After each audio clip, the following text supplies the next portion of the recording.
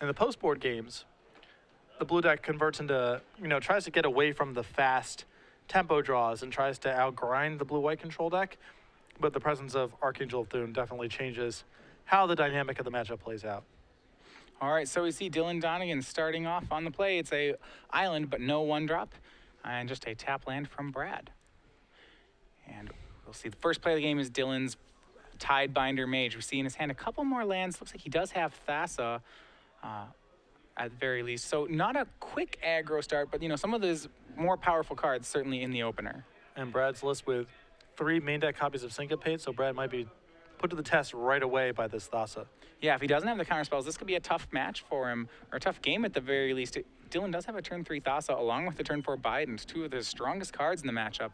And certainly if Dylan can steal a game 1, it'd be a huge feather in his cap here. Yeah. Brad having to win a game on the draw in the post-board games can be pretty challenging, so.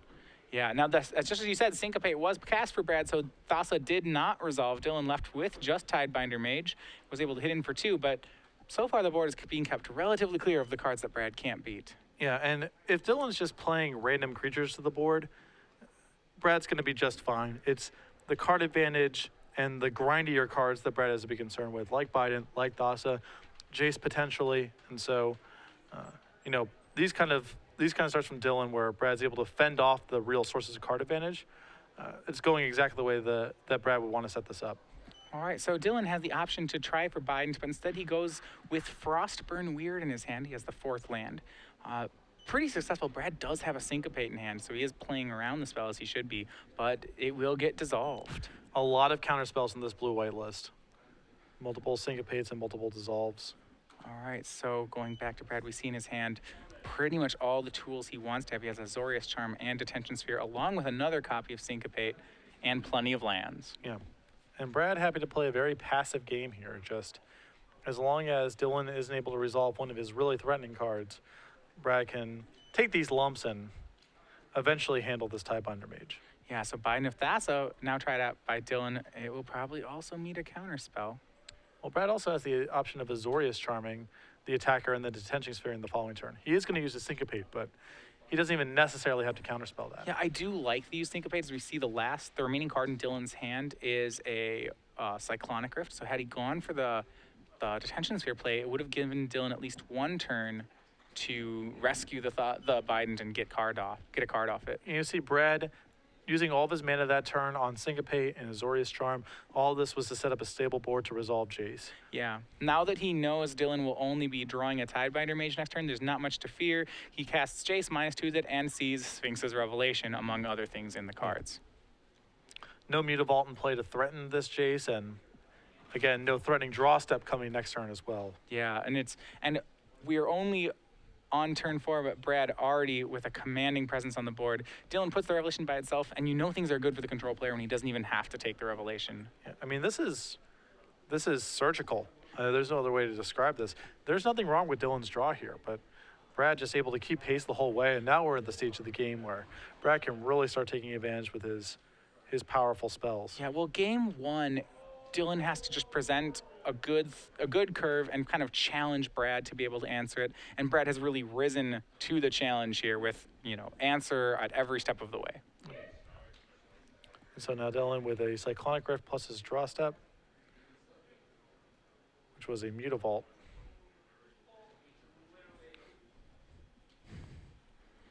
Oh yeah, Mutavault in the play. That is land number 7 also for Dylan. It does allow him to overload Cyclonic Rift, but the game's not really about that sort of thing. It's about trying to race Brad's card advantage, and right now, Dylan's really struggling.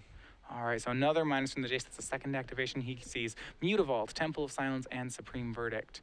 And those will be split once again. Supreme Verdict's a really good card against Mono Blue in general. Dylan with only 1 card in hand, already pretty much on the back foot here. The Mutavault he has in play is really the only threat he has remaining. And Brad also had a healthy 16 life. Right. Yeah, and it seems like Dylan is a little checked out of the game already, and I think reasonably so. He doesn't, what draws is he even looking for at this point? It seems like Brad really is just assembled control. Yeah, I think we kind of have reached the stage where it's not clear if Dylan can win even if he was allowed to stack his deck. I mean, it has gotten to that point. All right, well, he will give it a shot. He's debating how to split these here. You know, what strategically I think he's trying to do is say, all right, if Brad's hand's really bad, what could he be looking for? What can I? Right. Yeah. What can I give him to not ensure that he just has what he needs? Assuming he finds nothing relevant for a long time, what's my path? Yeah. And it turns out he certainly does have something that's relevant. His turn 6 play is going to be Elspeth, Sun's champion. He immediately pluses it, making 3 soldiers. That should be enough to carry home the game. I mean, Dylan does get to reset the board at some point with the Cyclonic Rift, but that's not a long-term solution. Right. Yeah, he does have the Cyclonic Rift remaining in his hand. He could do that now, I suppose. But there's still the problem that Brad has a detention sphere in hand, so whatever card Dylan gets to top deck and cast will be taken care of. Yeah. Elspeth will come back. Jace will come back. Sphinx's Revelation is still an issue here. Right. And he's going to go ahead and make the play. All right, the end step Cyclonic Rift does happen. He gets 1 chance to resolve a spell, and it's going to be Master of Waves.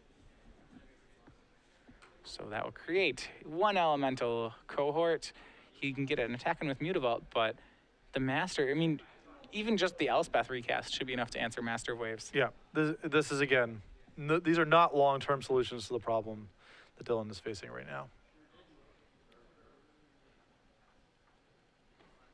All right, and Brad does exactly that. Recasts Elspeth, pluses it, passes back the turn. 3 soldier tokens once again in play, and Dylan without a profitable attack. Suppose, yeah, so on the stack the deck mode, he'd want what? A Thassa here? That would be the next best play. Now then he can start putting unblockable things through. Yep. So he'd want Thassa, and he'd have to just hope that Brad doesn't have a sphere for it. Right. Thassa is not a shabby play here, but even then I think Dylan's in a huge hole. Right. Keep in mind that the Mutavault is a 3/3 currently because of Master of Waves. Yeah, it'll take all 3 of the soldier tokens to take it down. But that's a trade that Brad would be more than happy to make. Mm-hmm.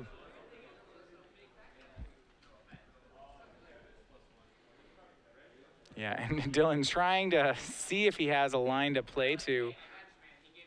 We'll see. It looks like he has one of his 2 drops. It's going to be Frostburn Weird, and just passes back the turn. Yeah, we see Supreme Verdict in Brad's hand. He's going to go ahead and start by swinging soldier tokens. And this is a very, very loud indication that Brad is planning on casting Supreme Verdict this turn. Absolutely. He hopes that Dylan would activate Mutavault. Looks like it's just going to be the Frostburn Weird taking down 1. Dylan goes to 22, and it will be Supreme Verdict.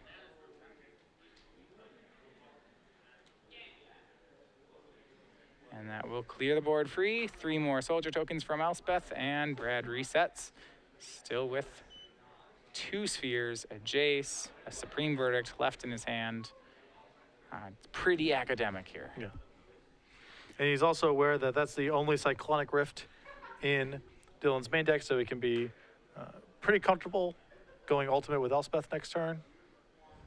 Yep, so he goes and pluses the Elspeth to get up to 6 tokens. That means the next turn won't be lethal, but, well, no, with Mutavaults, it will be. Master of Waves for Dylan. Pass, and Brad's going to Revelation, and that's really enough for Dylan. Okay. Yeah. So game 1 in the books for Brad Nelson. He's up 1-0 against Mono Blue.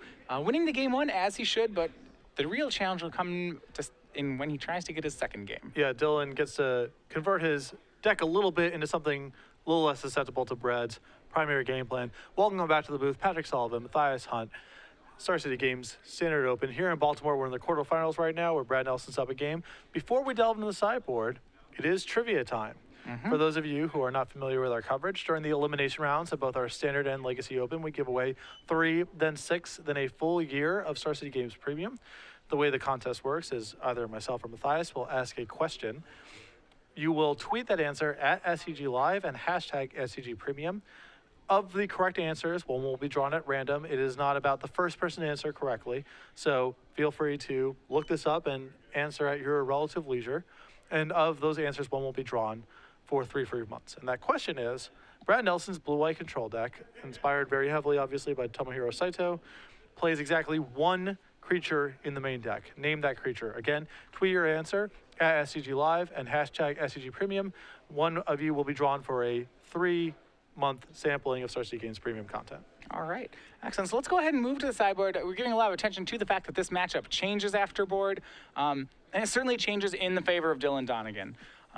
So normally this is a matchup which the aggro deck of blue becomes an aggro control deck. You see them board out really all their creatures that can't stand alone. They would board out cards like Cloud Fin Raptor, like Tidebinder Mage, and some number of even Master Waves, as he just gets answered. And they board in just all the counter spells possible. Dispel, Dissolve, Gainsay, another Bident of Thassa, another Jace, even an Aetherling is something that Dylan would be interested in this matchup. Yeah, and all of this is an attempt to reduce his exposure to Supreme Verdict. The more card advantage oriented he can become, the more counterspell oriented he become, and the less just of a beatdown deck he can become, he gives himself a better shot against Brad's, litany of answers and removal and sweepers. On the other side, you see Brad with a pretty powerful and straightforward sideboard. He can bring in 3 copies of Gainsay, of course, excellent against Dylan's all-blue spell deck. 4 copies of Archangel of Doom. We've talked about this at length during the broadcast. This allows Brad, if Dylan's trying to play a slower game where he's trying to build up his board and his cards in hand incrementally, Archangel can be just too fast for that kind of game plan. Yeah, it's interesting how Brad adapts his deck to the matchup. Because he's playing, so classically when you have aggro versus aggro control, control versus aggro control, counterspells in the control deck become very weak. Really because the aggro control deck is always the one putting on the pressure, so it's always actually the control deck that has to tap out, and the aggro control deck that starts countering things, which is why the matchup is pretty good for Dylan. You'll see Brad, what he's actually doing is he decides in better things to tap out for, which like the 4 Archangel of Thune. Usually what I'll see him board out is almost all the counter spells that he has. Syncopate, Dissolve, he usually doesn't actually, those are great when he's ahead, but the challenge of the game is for him to get ahead in the first place. So you don't think there's some argument for keeping in, say, some number of syncopates because he needs to answer Thassa, certainly when he's on the draw. Dylan's going to bring in, additional copies of Bident and Jace. Dylan's converting into a much slower deck himself. There's more of an argument to keeping counterspells in that world. Yeah, well, you can keep in some. Dissolve certainly isn't what you'd want. You already get to have 3 Gainsay. Gainsay, obviously great against a deck where every card is blue. That's ideal. As far as keeping in cards like Syncopate, he can answer a Thassa with a counterspell sometimes. The problem is going to be that Dylan, it's rare that Dylan just can cast a Thassa. He won't cast an exposed turn 3 Thassa if he doesn't have to. He'll only cast it if he has a Judge's Familiar, in which case the Syncopate doesn't work for it. Otherwise, what he'll do is he'll just play something like a Frostburn Weird and hit Brad with it until Brad taps out for an answer for Frostburn Weird. And when Brad taps out for that sort of answer, that's when Dylan will go ahead and make the Thassa. And in that situation, it's not even clear that a Syncopate is a counterspell. On the other side of the bracket, Thomas Schlegel up a game. Again, he's playing Red-Green Devotion against Mono-Red Splash White for Chain of the Rocks Devotion. Breaking serve in that matchup, really important as both decks have minimal paths to interaction in game 1. Yeah, it really is just both players almost trying to not draw the other one. Yeah. 2 ships passing in the night. Yeah. So, yeah, it's interesting. I mean, the thing is you still have to remember that Dylan is an aggro deck at the end of the day. So there's a lot of cards that Brad can't really afford to set out. Cards like Azorius Charm, like Last Breath, Detention Sphere, these are things he still actually needs in his deck in the matchup. If you see that little numeral 3 next to Brad Nelson, that means 3rd place in the current Season 1 standings. Not only is the prestige of an open win and the money associated with it on the line for Brad here, he's still within striking distance of receiving that Season 1 point invite. So very important elimination rounds for Brad. Not that the other players don't have things on the line as well, but securing one of those first of 16 invites to the Players' Championship at the end of the year, a big deal. Yeah, so we have, all right, going on to game 2, we'll put Dylan on the play again. What'll be key for him is to just to land 1 threat, really. He just continues to make 1 threat and play Protect the Threat and hope to run Brad out that way. And what's curious is whether or not having 4 Archangel of Thunes changes that strategy. And that's really the innovation of the Saito blue-white deck, is that he kind of breaks instead of trying to answer all of Dylan's threats, he just plays a really large threat of his own that actually Dylan has trouble answering. Yeah, it's, like you said, if Dylan's plan is one threat a turn, play this slow game, try to hit you with Mutavault here and there and resolve my 4-mana spells. If Dylan's board is not advanced when Archangel comes down, if Dylan doesn't have an answer on the spot, that's, it's too late for him to catch back up by deploying his hand. Yeah, and I mean, the classic thing that you would do here with the blue deck is, you just make priority number 1 to never let Sphinx's Revelation resolve. Just sit back on counterspells. You have, 7 of them post-board. But you're right, he has to, the fact that Brad has 4 Archangels forces Dylan to do things like keep in rapid hybridization, which can be pretty awkward against a deck where that's its only creature. Do you think there's any argument for domestication? Well, domestication, I think it's the greediest of the options. It's the greediest of the options. The problem is you can't top deck it either. If the Archangel has Brad can do something like just have, last breath his own guy in response to domestication, and then the domestication doesn't work. We do see turn 1, Judge's Familiar from Dylan. This can be pretty scary for Brad, as if Dylan has Familiar into Thassa, there actually isn't an answer in Brad's deck for that.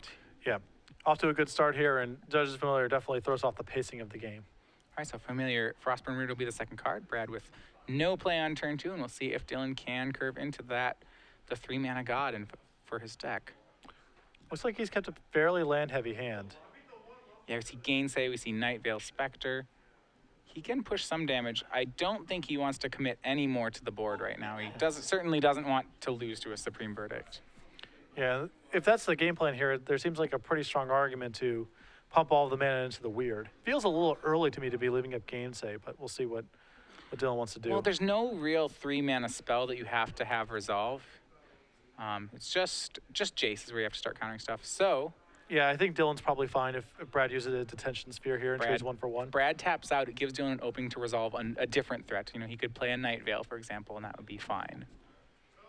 He does manage to get 5 damage in on turn 3, and that's going to put Brad to 14. Brad just with a 3rd land. And it's another bird, it looks like, drawn for Dylan.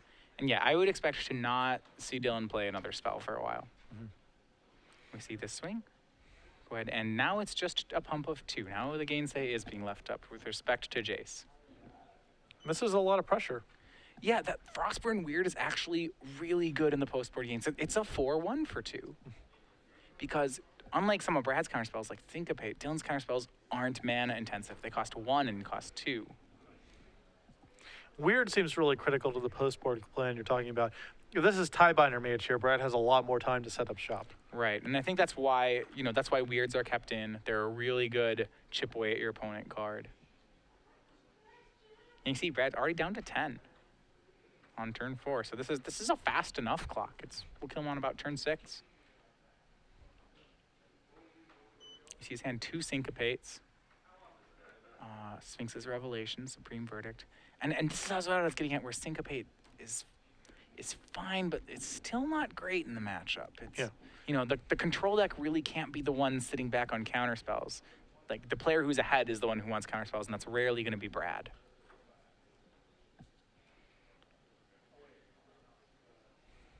And more lands for Dylan is becoming somewhat difficult for him here. Yeah, I mean, Brad's setting up a Supreme Verdict for next turn. It's really important for Dylan to have a good follow-up to that. Right. And if it's just Judge's Familiar or something along those lines, Brad might be able to overpower it. Yeah, I think his best follow-up at the moment is Night Veil Spectre, which isn't bad, but not great. All right, 3 pumps. That puts Brad down to 5. Next turn is a lethal swing. So Brad's going to have to make a move. Yep. And it has to be a non-blue move, because we know that Dylan has that Gainsay. And the upside of Dylan making all these land drops, at least, is... Yeah. And the cheeky play of, all right, Judge's Familiar, your Supreme Verdict, and Brad declines to pay. Making all these land drops does have at least the upside of doing a good job of making Dylan not care about these Syncopes very much. All right, so Dylan casts out 2 more creatures again. It's Judge's Familiar and Night Veil Spectre. This challenges Brad to have yet another Supreme Verdict. And a little bit, I think this is 1 creature too many from Dylan almost. Brad's gonna go ahead and Detention Sphere, and now Gainsay and Syncopate both happen. The Detention Sphere is going to resolve You know, he's going to fight over the syncopate with the judge's familiar. Yep.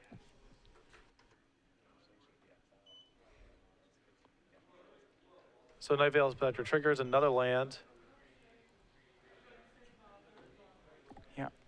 Yeah, so Judge's Familiar there does mean that, yeah, he had to kill the 1/1, not the 2/3. And Frostburn Weird. Dylan commits another creature. I'm not sure how much of a fan. Well, I guess since he doesn't have a Gainsay to sit back on, maybe that's what he has to be doing. Yeah. Too many things go wrong here. Another update here in our 1-8 matchup. Justin defeats Joel 2-1, as you predicted. Mono Black very good against red-green monsters. Yeah, so our 1 seed falls. It does manage to take a game off the Mono Black deck, but Justin Bransfield and Mono Black is our first player into Sunday's top 4. All right, and we do see right now Detention Sphere on Frostburn Weird, and Brad's going to try to Revelation away the lethal attack there, but it is gainsayed by Dylan, and we move on to game 3. And that was exactly the recipe that you were talking about in these post-board games here, of getting out a little bit out in front on the board, and then trying to protecting it, trying to invalidate Brad's counterspells, trying to make it hard for him to resolve cards like Jace that can allow Brad to advance his board, and force Dylan to continue to overextend his Supreme Verdict. So in one of the most recent PTQs I've been playing in with blue-white, this is certainly a matchup that's been difficult for the blue-white deck, and I'm interested to see, like, once again, what Archangel can do. If you think back through that game, the game's texture certainly can change a lot. If at any point Brad had just tapped 5 lands there and played Archangel of Thune. Remember, all of Dylan's counterspells were gainsays. Yeah, Dylan would have had a bunch of creatures in play that couldn't brawl with Archangel, and a bunch of gainsays in his hand that can't counter Archangel. Right, and so Brad just would have started, and actually Brad just would have started hitting him because Archangel would have raced Dylan's entire board. Mm-hmm. It's a 6-point life swing per turn. Dylan never dealt 6 in a turn. Yeah, so Brad would actually just with 1 creature invalidate Dylan's strategy. And he does have a full set of Archangels, so it's not unreasonable to think that he can do that. So does the mono blue game plan that you've been talking about, trying to set up little threats and protecting them, how much harder does that become on the draw? Well, on the draw, you don't get to have the safe turn 3 play. Like I said before, with a turn 1 Judge's Familiar, a turn 3 Thassa is uncounterable. It's still, like, it's better to be on the play, but it's not necessary. The thing is that Brad will still, like, you still get ahead the moment Brad has to Detention Sphere something. If Brad can, what it lets Brad do is he can counter everything on its way down, and if he can do that, use instants. Say, for example, turn 2 Frostburn Weird, okay, turn, end step Last Breath, 3rd land go. If Brad can continue to answer all of Dylan's cards with instants, then Brad's actually ahead, and being on the play has helped him do that. The thing is that if Brad's answers, turn 2 Frostburn Weird, well, okay, turn 3 Detention Sphere, then it's shifted right back to where it would be with Dylan on the play, where suddenly Brad's tapping out for answers as opposed to having mana untapped when he answers. So a shorthand is the player who feels compelled to tap out is probably the one in trouble. Right, the player who has to. The thing is that when Dylan taps out, Brad doesn't punish him for it. And when Brad taps out, yeah, but Brad doesn't want to ever get into a spot where he has to start tapping out. If he can prevent himself from getting in that spot, he's fine. Except for Archangel, of course. Well, that's what changes it, right? Yeah. It's something that he actually can tap out for. It's interesting. So blue, a lot of times, in the pre-Archangel world, blue would win these post-board games on things like turn 14. Something like 10 hits with a Tidebinder Mage, and Brad trying to Revelation. The blue deck would try to Revelation, and they just counter it. Mm-hmm. And eventually, you just flood out and lose. It would be these really strange games. But yeah, Archangel just has to change that. Absolutely. If you're just joining us, we're in the quarterfinals right now of the Star City Games Standard Open here in Baltimore. Dylan Donegan playing Mono Blue Devotion against Brad Nelson, former Player of the Year, Star City Games, premium columnist, 3rd ranked player in our Season 1 standings, one of America's top Magic players, a standard grinder here playing Saito's inspired blue-white control list. Yeah, both Brad and Todd Anderson were on that deck for the tournament today. Both, I believe, put up pretty significant results with the deck. They were both undefeated late into the tournament. Todd ended up with a top, he ended up in the prize. I believe it was a top 32 finish at the tournament. So Todd doing very well also. In our Devotion semi-mirror over in the 3-6 bracket, Meru has tied it up 1-1, so he will be going to a Game 3 with Thomas. Yeah, now if this match finishes first and Meru and Thomas are still playing, we will move over to that match. Yeah, that is our backup feature. So Game 3 about to get underway here. All right, both players on 7 cards. So we will go ahead and remember, Brad, like I said before, it's on the play here. That's good for him. It means that if cards like Syncopate can become better when you're on the play, he still needs to fire off the Syncopate at basically the first thing Dylan plays. Because as we saw in that last game, once you get past that, once you get behind on the board, the Syncopates don't become cards anymore. Brad really hardly had the chance to cast one for any effect. Welcome back to the booth. Patrick Sullivan, Matthias Hunt, Brad Nelson taking a quick little pit stop before the third game gets underway here. You saw his opponent Dylan about to take a mulligan. And to me, in a theoretical sense, the way you're describing the mono-blue matchup and its game plan post-board against decks like blue-white, against decks like Esper, it feels like it just has to get substantially worse when they're on the draw. Yeah, and it certainly does. It's a tempo deck, right? So being on the play is always advantageous for the deck.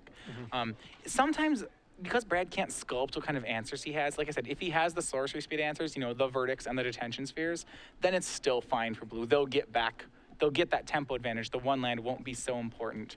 The bigger thing is if Brad can answer everything at instant speed, then the plan doesn't work very well. And Brad also making land drops feels like a critical piece of this puzzle as well. Right. So he has to threaten Dylan with his own threatening stuff at some points. Otherwise, Dylan can, add to the board one turn and plan on leaving Gainsay up the following turn, or dissolve rather the following turn. The thing is that there are still ways that Brad, even if both players just play lands for a while, Dylan can do things to somewhat invalidate Brad's removal. Say if he can play a Frostburn Weird with mana up, suddenly you can't Last Breath it anymore. He can still make plays that eventually force Brad to tap out on his own turn to answer things. Yes. So it's relevant that Brad could finally put a clock on the matchup, because I think without that clock, the Devotion player can really play the match patiently. As long as he just doesn't let the Revelation player Revelation, then he's pretty fine. As we come back to the booth here, Brad shuffling his opponent's deck. Again, Dylan taking a mulligan here. Brad's kept 7. About to get this Game 3 underway.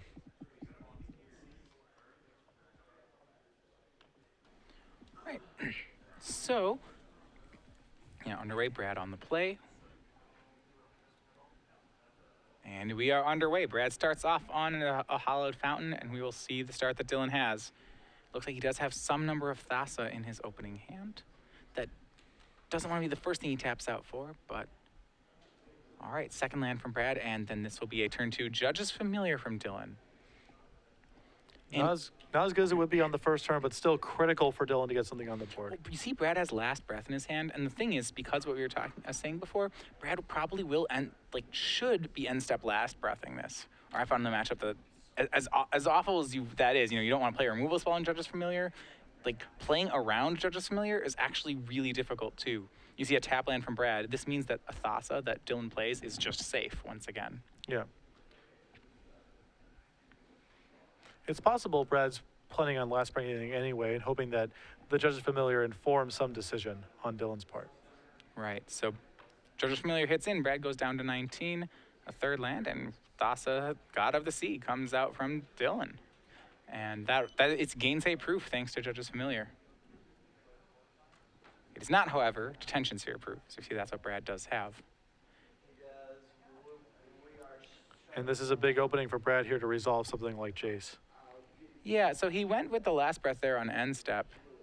Right, and he can resolve Jace, or he can resolve Detention Sphere. He's going to go ahead and go with Jace. Yeah, it feels like it's really important for Brad to use his mana efficiently because he's playing around these different counterspells. Yeah, his worry here is that if Dylan resolves his own Jace now, Dylan's Jace is better than Brad's Jace. Yep. Dylan does have a 4-drop to resolve. I believe it's only Bident, which is, to be fair, still pretty problematic. But Brad's got to be pretty happy with Dylan spending 2 turns, basically taking 2 turns off of actually threatening him, allowing Brad to resolve things, to start making his land drops and try to push back past Dylan's counterspells. Well, the fact that this Jace gets to hang out for a while is really good for Dylan. It's really good for Brad. The fact that Dylan doesn't, say just have a Mutavault in play. One Mutavault will be enough to make this a really difficult situation for Brad. Mm-hmm. And Bident of Thassa is made by Dylan. Brad will, fortunately, get to Detention Sphere it. And the Jace sticking around is huge. Yeah. Feels like it gives Brad a lot of control over the way the game gets played and forces Dylan to be more proactive in playing to the board than perhaps he would like. All right, well, Detention Sphere will hit Thassa. And Mutavault will swing for 2 for Brad. Not even a representation of a Gainsay. Well, I think he's trying to just goad Dylan into just playing further and further into Supreme Verdict. Sure, Dylan with his draw for the turn. A turn too late, he draws a Jace Architect of Thought. It'll still be good here, but not as good yet. And thanks to Mutavault, this is a pretty awkward Jace for Dylan. He either has to plus it and lose it to a possible Detention Sphere, or minus it and lose it to a Mutavault. He's going to go for the plus and hope Brad doesn't have the Detention Sphere, but as we know, that's not the case. Yeah, it's curious how many of these games, the difference between one of these players having Mutavault and not having it makes the entire texture of the game different. Yeah, for the one, consolation for Dylan is that if Brad does Detention Sphere, he will lose his own Jace in the process. See, Gainsay, Last Breath, Detention Sphere, a pretty good -2 for the Jace. And if I'm Dylan here, I think the Gainsay goes by itself. That's probably the strongest card against him. Yeah, Brad's making enough land drops here where he's going to be able to start doing things and leaving mana up, which makes Gainsay especially threatening. Yeah, Gainsay, just Counterspell in this matchup, which, as we know, is a pretty strong card. And Brad, I think, is going to get a free Last Breath out of the deal.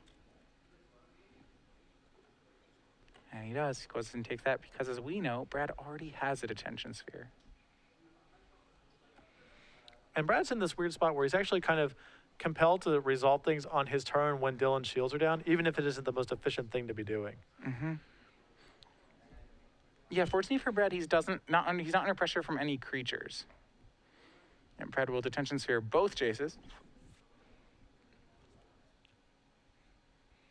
And I think he's happy to say, with the removal I have and the counterspells I have, and the top of my deck is just better than yours from here. Let's, I don't need to hang on to this Jace. Let's play my draws against yours. Yeah, and it's still so fortunate for Brad that there's not a Mutavault on Dylan's side. Mutavault plus Bident is such a threat, but that's not going to do anything. Brad takes to the offensive with his own Mutavault hit.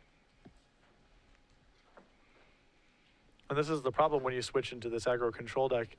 You have less pressure in the deck, so you get to these spots where when you're behind the control deck, you're drawing potentially more and more reactive cards. Yeah, Frostburn Weird's actually a pretty good draw from Dylan here. Remember, Brad hasn't answered the Bident yet, and he may just have to counterspell this Frostburn Weird.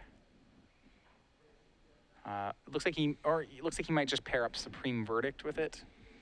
I think he wants to fight over Bident, because Bident's a much bigger long-term issue that Brad has to deal with. Every draw step from Dylan that's a creature, Brad's compelled to respond in some way.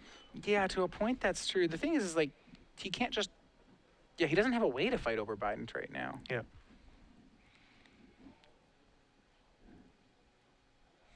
All right, and Brad deciding whether or not he wants Frostburn Weird to resolve. He does have both a Gainsay and a Dissolve in his hand. And yeah, he's going to have to dissolve Frostburn Weird. And this is the amusing part. Such an innocuous card at 1/4, it's going to get dissolved. And the best part is Dylan's probably going to fight over it. Yeah. Well, he can't save it for just the big stuff, because if Dylan doesn't actually apply any meaningful pressure, Brad can wait all day. Right. And well, the thing is, Dylan knows there's a Gainsay in Brad's hand. He knows that he'll lose this counter war. So he may want to save a counterspell for the counter war that he thinks he can win. But the pacing of this game is so much in Brad's favor. Absolutely. The fact that Dylan, and it's just that minor thing, I think it goes down to the fact that that Dylan didn't have a Mutavault, really. You see Brad scry and keep on top. It appears that he left Syncopate on top of his deck. So. Yep, another counterspell. He has such a substantial mana advantage at this point that. Yeah, he is. It is 6 lands for Dylan. Brad is on 8. So he can press the mana advantage, as you mentioned. You see here, it's going to be a 1 mana. It's Judge's Familiar from Dylan. And that will get last breathed. Yeah, Brad is in the situation where he has to answer every creature that Dylan plays. Yeah. Fortunately for Brad, he probably can do it. At least for a while. And, he still potentially can draw and set up a big revelation. The Archangel Thune would be very good here. Yeah. So. That's where Archangel's good. So without Archangel, you'd be in the situation you'd be like, how can Brad lose from here, right? And it would actually be, Brad would have to answer every creature, and eventually he would just run out of answers. And as long as Dylan never lets Brad resolve a revelation, he would be fine. Like I said, Archangel does turn that on its head a little bit. And Tidebinder Mage, now the play for Dylan. And that too will meet a last breath. So Brad's doing a good job of pairing removal spells with their best targets. And Brad has just drawn a revelation, which I don't think he's going to really want to run out there just yet. But if Dylan ever tries to fight a counter war over something, you might see some real fireworks.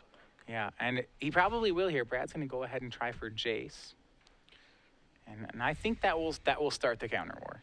Yeah. Can't actually let that one resolve.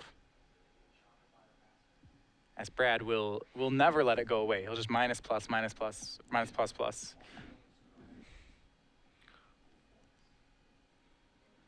And Dissolve hits Jace, and Brad will go ahead and gainsay the Dissolve. And that will be dispelled. And Brad actually can't counter back. Yep. Dylan will win the counter war. But now he's getting to the spot now where all he's trying to do is get to a big revelation. Yeah, I mean, it helps Brad that he kept, we were talking about counter spells in the matchup. It helps that he kept in the counter spells because he's gotten ahead now. They're very good. Mm-hmm. There's a lot of, I think, from the blue eye side, different theories on how to board for the matchup, whether or not, counter spells are great. When you get ahead, they help you close out the game. When you're behind, though, they're very bad. And you see that Dylan has brought in the Aetherling. Absolutely. Yeah, the Aetherling's all part of this. All part of this plan. Yeah. He doesn't have enough lands to resolve the Aetherling. Yeah, his Dissolve let him scry. He scried one to the bottom. And a land is drawn. And that can be the undoing of the mono blue deck because he doesn't have a Thassa ticking here. Every time he draws a land, it's pretty much a non-draw for Dylan. Yeah. I'm curious to see if Dylan's going to go for it. He's just going to jam. He might not get a better spot than this. He's going to, and Brad has it. He Syncopate does have for a two. Syncopate for 2. Heartbreaking for Dylan as now no cards in hand, shields are down, big revelation big time. Revelation should seal it. The question is if Dylan has another Dispel. No, he only has one in his 75, so that's not going to work. Yeah. Empty-handed. And Revelation for 7 cast by Brad Nelson, and that should do it. That was the whole game really jockeying up for this moment, and Brad does resolve the Revelation when he goes for it. Pretty powerful in a game where both players have traded 1 for 1 for a dozen or so turns to draw 7. I have to wonder whether or not Brad is boarded in Archangels. Yeah, maybe the risk of domestication once players know about the deck list is too high. He's got to have boarded them, and they're for this matchup. This is their best matchup. Well, maybe again, not. I mean, in the elimination rounds, information's public. Yeah. How much worse is that plan when your opponent's informed? informed? To be fair, Dylan hasn't boarded in domestications or rapids as far as we can tell. Yep. So perhaps not. But if he didn't board those out, I don't see. I mean, he's played every other card in his deck. I'm going to go ahead and guess that the Angels are still on the board. And we see Elspeth as the card of choice from Brad. And that should do it. Yep.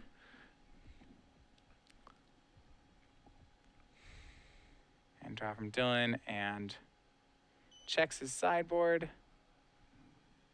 Yeah, he has boarded out the Masters and the Raptors. He did not board in any answers to Archangel. Looks like all the domestications and Rapids are still on the board.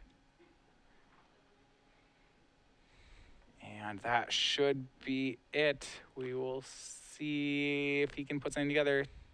Elspeth 3 turns from going ultimate. Dylan will gamely play on for a few more turns, but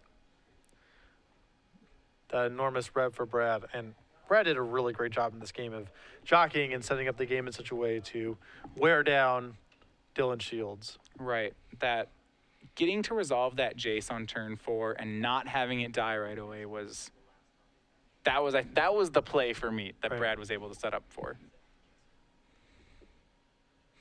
And we see now a Jace minus. That'll be 2 lands and a Revelation. Brad takes the Revelation, bins the lands, and Dylan knows what's coming, is really unable to stop it.